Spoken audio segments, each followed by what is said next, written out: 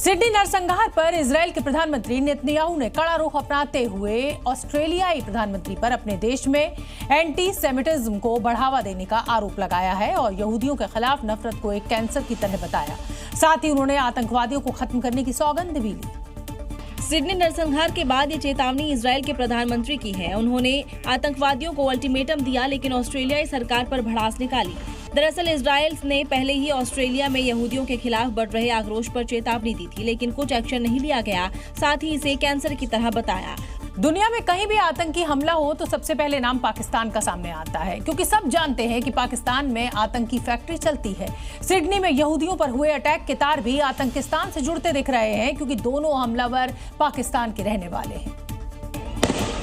50 साल का साजिद अकरम और 24 साल का नवीद अकरम, ये वही हमलावर है जिन्होंने महज 10 मिनट के अंदर कई राउंड फायरिंग कर 15 से ज्यादा यहूदियों की जान ले ली। साजिद अकरम, जो 1998 में स्टूडेंट वीजा पर ऑस्ट्रेलिया आया, ऑस्ट्रेलियाई महिला से शादी कर पार्टनर वीजा बनवा लिया। साजिद के पास ऑस्ट्रेलिया की नागरिकता न होने पर भी वो सिडनी में रह रहा था। वहीं उसके बेटे नवीद का जन्म पाकिस्तान के लाहौर में हुआ। दावा है कि पाक आर्मी स्कूल में पढ़ाई के दौरान उसका ब्रेन वॉश किया गया। दोनों सबवे पर जिन हथियारों से हमला कर रहे हैं वो लाइसेंसी है, लेकिन बिना नागरिकता के उनके पास हथियार कहां से आए।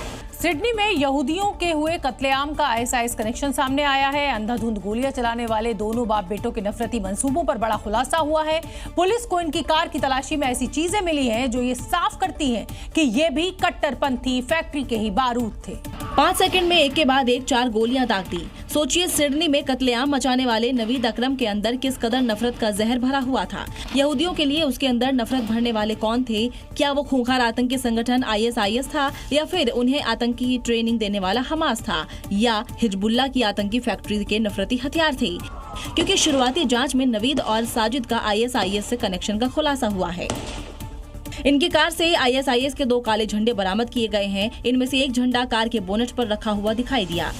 ऑस्ट्रेलिया की जासूसी एजेंसी ASIO ने खुलासा किया है कि नवीद की कनेक्शन आतंकी इसाक अल मतारी से था, जो खुद को ऑस्ट्रेलिया में आईएसआईएस का कमांडर बताकर आतंकी साजिश रचने के जुर्म में 7 साल की सजा काट रहा है।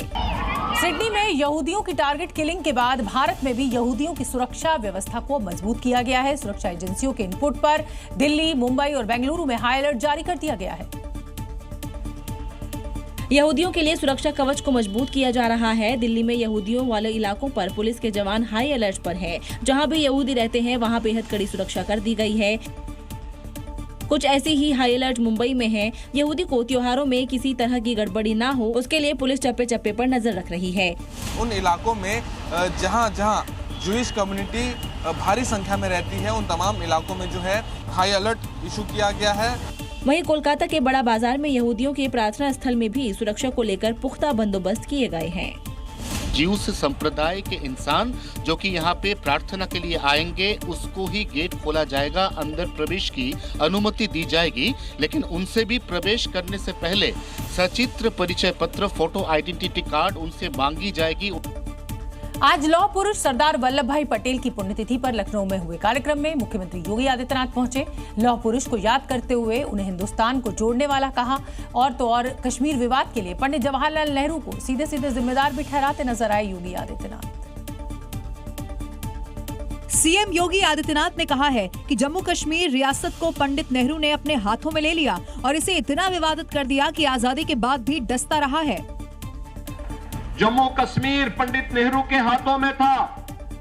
उन्होंने जम्मू कश्मीर को इतना विवादित करने का काम किया कि वो भारत को लगातार आजादी के बाद डसता रहा। लौह पुरुष को नमन करते हुए सीएम योगी आदित्यनाथ ने कहा कि एक रक्तहीन क्रांति के माध्यम से जूनागढ़ और हैदराबाद को उन्होंने भारत गणराज्य का हिस्सा बनाया।